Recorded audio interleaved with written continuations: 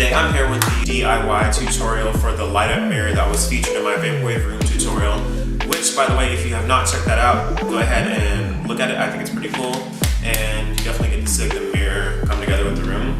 But I've had a lot of questions about the mirror, like how I made it. As you can see here, I have the mirror itself. So when it's turned off, it just looks like a normal, everyday mirror and whatnot. I'm gonna go ahead and show you guys how I made it, and then we'll talk a little bit more about it. So supplies you're going to need are going to include a shadow box, which you can find at Hobby Lobby. It's usually going to be in the picture frame section, and you're going to want to make sure that it has a glass front that looks easy to remove. You're also going to need a mirror which matches the dimensions of the shadow box. So say for instance your shadow box is 12 by 12, you're going to want to pick a mirror that's 12 by 12 as well, and that can usually be found in the wedding decor section because people will use them as like centerpieces. And then a pack of LED adhesive strip lights, which you can find on Amazon for about $15. You're also going to need a pack of window mirror film, or sometimes it's referred to as window mirror tint. You can usually find it at Walmart and it's pretty cheap, and if it's not there, I know for sure it's on Amazon. Additional supplies that you'll need that are usually laying around most people's houses are going to include a hot glue gun, scissors, a spray bottle with a little bit of dish soap in it, a box cutter, rubbing alcohol, tape, and a plastic card. And if you don't have some of these items, usually pretty much every dollar store carries them. So to get started, you're going to want to first take the glass panel out of the shadow box. Now to do that, I actually just kind of broke the corner of the frame very carefully, so as not to destroy it. And you'll kind of see what I'm talking about later in the video when I show you that. But then you're just going to clean that panel with some rubbing alcohol to prep it so we can put the mirror film on it.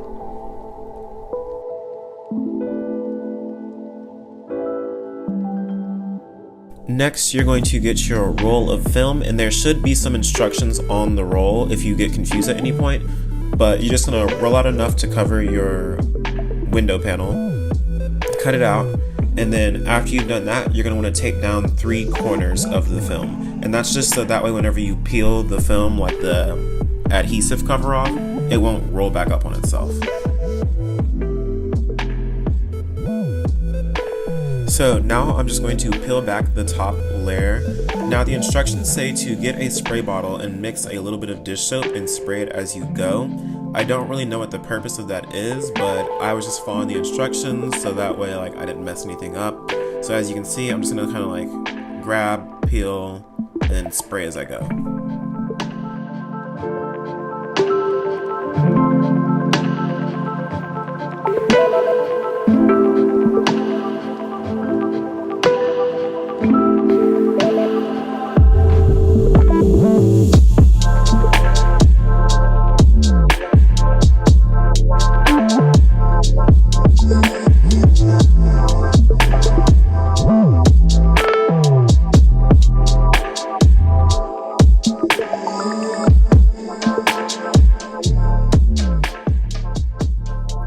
After you're done with that, you're going to want to remove the tape from the corners where your tint was anchored down, and then give your glass a couple of good sprays, and then place the tint on the glass wet side down, because that's the adhesive side.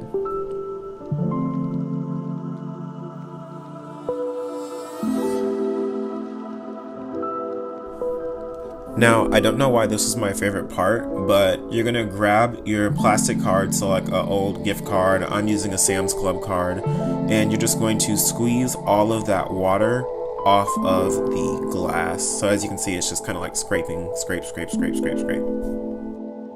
Then you're going to grab your box cutter and cut the excess film off around the perimeter of the glass.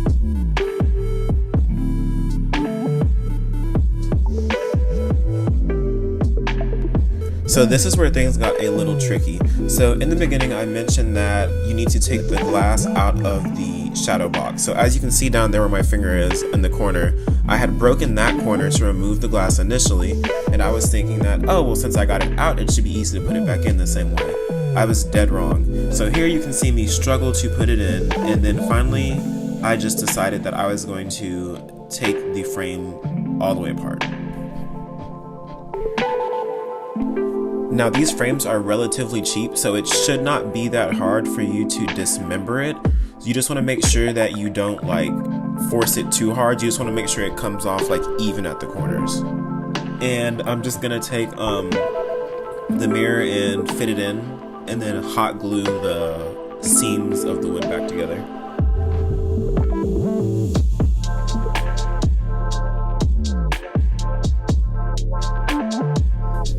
So from there, it was pretty much smooth sailing.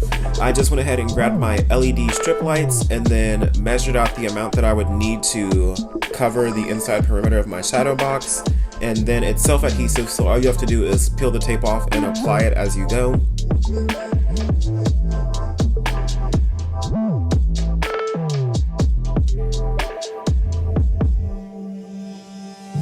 So right here, I am not cutting my power cord. I'm cutting the frame of the shadow box so that way I can cut a groove into it and lay my power strip flat so that way the mirror can sit on the back of the frame. So here we are with the near finished product. As you can see, I've cut my groove in. I just used a cheap little saw from the dollar store to do that. And as you can see, I can now lay the wire flat and the mirror flat on top of the frame. Also, there are these little prongs, I don't know if you can see them, around the edge of the frame, and that's to hold the original backing that comes with the frame down, but I just folded those down because you don't need them anymore. So here is the mirror, or the centerpiece that I bought, and as you can see, I've taped the power box for the cord onto the back. And now I'm just going to make sure it can lay flat before I apply my hot glue.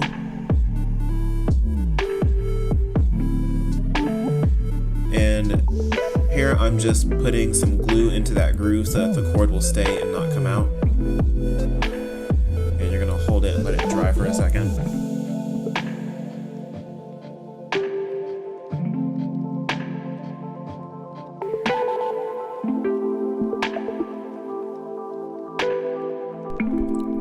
Now I'm going to apply glue to the back of the frame. Now you have to work kind of fast because if the glue of course gets cool, it's not going to be sticky anymore.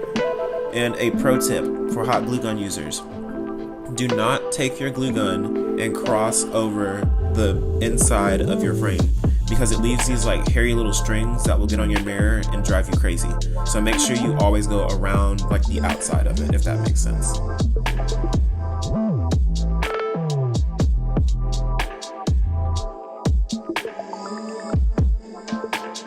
The last thing I did for some added security was took some duct tape and cut it into strips, then placed it around the edge of the frame just to give it like a little bit of extra hold. And that's pretty much the last step. Wasn't that difficult. It did take a little bit of time, but my skill set in terms of like constructing things is level Bob the Builder. So, I mean, if I could do it, I'm pretty sure you guys could do it like way better. As you can see, I don't like to measure things. I just kind of wing things as I go. And yeah.